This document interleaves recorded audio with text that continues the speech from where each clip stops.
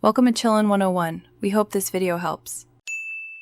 You start by validating prerequisites: an active Azure subscription, a resource group, and Formless CLI v1, 2 or newer installed. Authenticate with AZ login, then run Formless Auth to bind your CLI to Azure.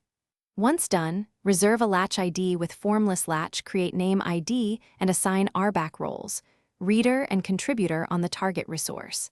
This establishes a controlled identity for the latch, so you can safely perform the next automated binding steps without exposing keys or manual creds. You now craft a precise latch policy defining allowed operations and resource scopes. Keep permissions minimal. Save that as policy. JSON, then apply it with Formless Latch policy, apply ID file policy. JSON so the latch enforces those constraints. Next, bind the latch to your target resource using Formless Latch bind ID target /subscriptions / resource group / providers / which creates a secure, ephemeral link. Make sure to verify the binding status. If it reports pending, you finish by validating behavior.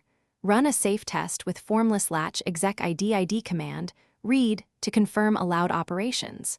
Then monitor logs in Azure Monitor and the Formless audit trail to ensure no unexpected accesses occur. If everything passes, schedule periodic rotation or revoke the latch when it's no longer needed using Formless Latch rotate or revoke. If the latch fails to authorize, check policy scope mismatch first. Make sure the target resource ID in the binding exactly matches the policy scope to resolve most failures.